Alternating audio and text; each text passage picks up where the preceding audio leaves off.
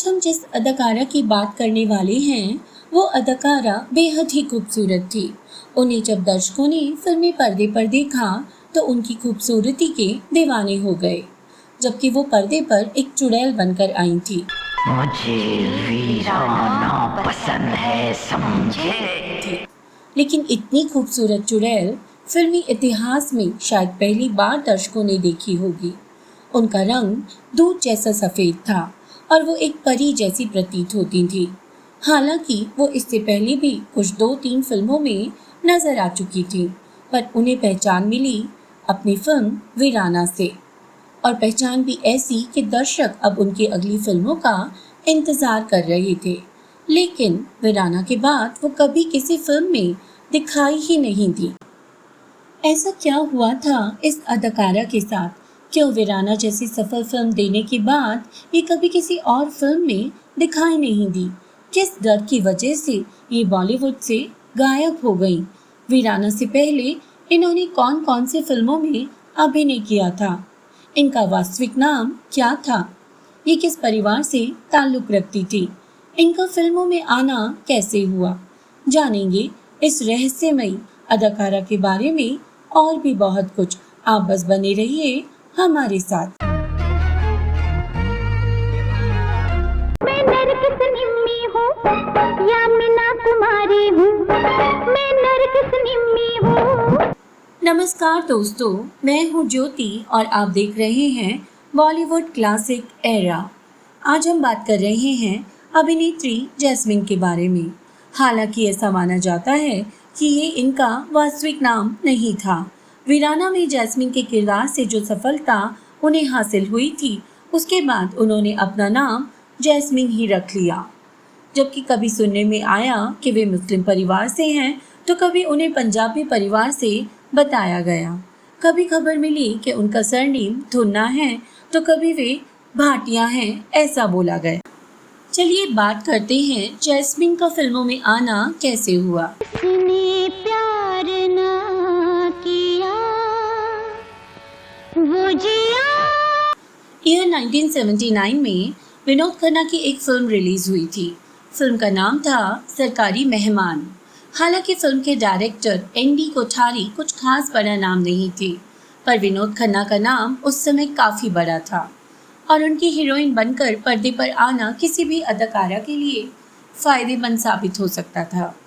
लेकिन एनडी कोठारी अपनी इस फिल्म के लिए हीरोइन के तौर पर एक नई लड़की का चेहरा पर्दे पर लाना चाहते थे, और यहाँ पर एंट्री होती है अदाकारा जैस्मिन की। हालांकि जैस्मिन का दूर दूर तक फिल्मों से कोई नाता नहीं था, पर कोठारी साहब ने एक इवेंट में जैस्मिन को देखा और वो उन्हें अपनी फिल्म के लिए पसंद आ गई। जैस्मिन बेहद खूबसूरत और छरहरे बदन की लड़की थी। फिल्म में जैस्मिन की सुंदरता को भुनाने की भी पूरी कोशिश की गई। फिल्म में संगीत दिया था रविंद्र जैन ने और जैस्मिन पर काफ़ी सारे गाने फिल्माए गए थे।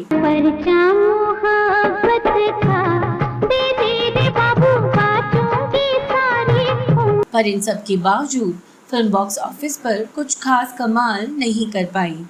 ये फिल्म असफल रही और जैस्मिन को इस फिल्म से कोई फायदा नहीं हुआ, और इसका परिणाम ये हुआ कि जैस्मिन सालों तक इसके बाद किसी और फिल्म में नजर नहीं आई। फिर 5 सालों के बाद वो नजर आई फिल्म डाइवोर्स में, जो ईयर 1985 में रिलीज हुई। फिल्म में जैस्मिन के साथ काफ़ी नामचीन सितारे थे, जैसे गिरीश कर्नाड और शर्मिला टैगोर। अभिनेता विजेंद्र घाटगे इसमें जैस्मिन के ऑपोजिट थे।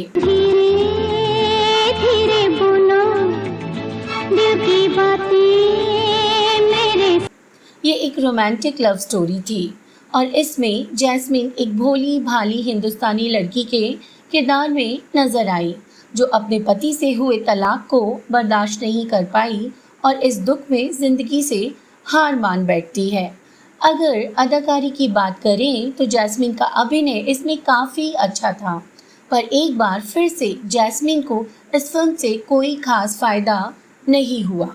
उन्हें बस फ़ायदा हुआ तो विजेंद्र घाटगे के साथ दोस्ती होने का, जिसकी वजह से उन्हें दूसरे बैनर की फिल्म मिल पाई, और ये बैनर था रामसे ब्रदर्स का, दरअसल विजेंद्र घाटगे रामसे ब्रदर्स कैंप में ऑलरेडी एक फिल्म गेस्ट हाउस में काम कर चुके थे। जैसा कि हम सभी जानते हैं, रामसे ब्रदर्स मुख्यतः हॉरर फिल्मों को दर्शकों के बीच उतारने में माहिर थे और फिल्म वीराना उनका ड्रीम प्रोजेक्ट था, जिसके लिए वे एक बेहद खूबसूरत चेहरे की तलाश कर रहे थे। इसीलिए जब रामसे ब्रदर्स ने विजेंद्र से अपने नए प्रोजेक्ट वीराना के लिए बात की तो विजेंद्र घाटगे ने उन्हें जैस्मिन का नाम सुझाया।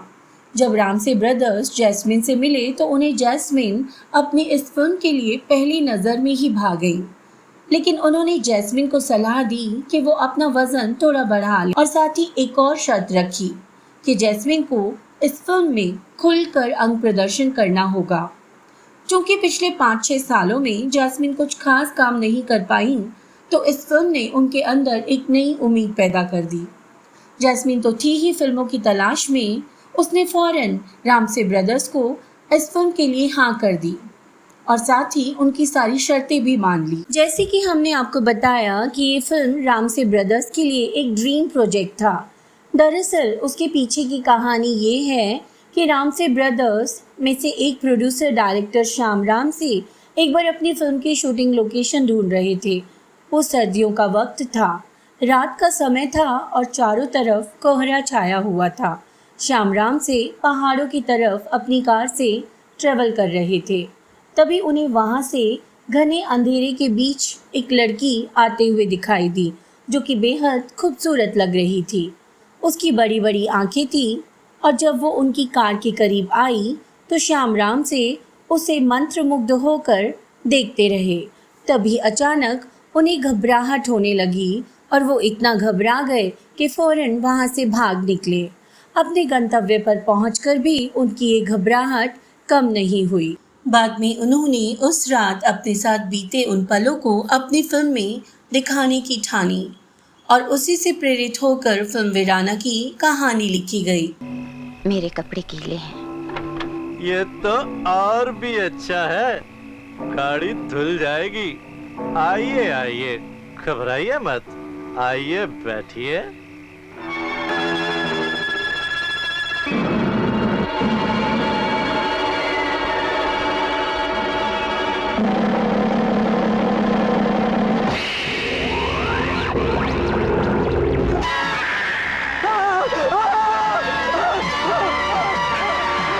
जैस्मिन इस फिल्म की मुख्य नायिका बनी और विजेंद्र घाटगे भी फिल्म में उनके साथ काम कर रहे थे, पर फिल्म के मुख्य नायक थे हेमंत बिरजे। इस फिल्म से पहले हेमंत फिल्म टार्जन में काम कर चुके थे। जैसा कि जैस्मिन से कहा गया था कि उन्हें फिल्म में बोल्ड और सेक्सी दिखना है, इसीलिए जैस्मिन ने बिना झिझक के बेहद एक्सपोज करने वाले सीन्स दिए, फिर चाहे वो बाथरूम सीन्स हो या बेडरूम सीन्स। और वाकई पूरी फिल्म में जैस्मिन की सुंदरता देखने लायक थी। यह 1988 में जब ये फिल्म बनकर रिलीज हुई तो दर्शकों ने इस फिल्म को बेहद पसंद किया और ये फिल्म हॉरर जोन फिल्मों की एक यादगार फिल्म बन गई। दर्शक उस समय जैस्मिन के दीवाने हो गए और उन्हें फिल्मी इतिहास में सबसे खूबसूरत चुड़ैल का खिताब भी मिला। उस दुनिया से इस दुनिया तक तुझको ढूंढती। जाहिर था अब दर्शकों को जैस्मिन की अगली फिल्मों का इंतजार था और अब उनके पास फिल्मों की लाइन लग सकती थी, क्योंकि वीराना फिल्म की सफलता ने जैस्मिन को अब एक स्टार बना दिया था। लेकिन उनकी खूबसूरती ही उनकी सबसे बड़ी दुश्मन बन गई। दरअसल उसके बाद जैस्मिन को एक दीवाने का फोन आने लगा। उसकी बातें सुनकर जैस्मिन इतना डर गई कि नई फिल्म साइन करना तो दूर, घर से निकलना ही बंद कर दिया। माना जाता है कि ये फोन उस समय के एक बेहद ताकतवर अंडरवर्ल्ड डॉन का था।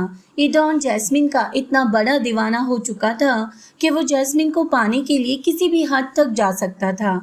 जैस्मिन इन फ़ोन कॉल्स से इतना घबरा चुकी थी कि उन्होंने रातों रात इंडिया छोड़ दिया। सुनने में आया कि वो भारत छोड़कर अमेरिका चली गई थी और वहाँ गुमनामी की ज़िंदगी जीने को मजबूर हो गई थी।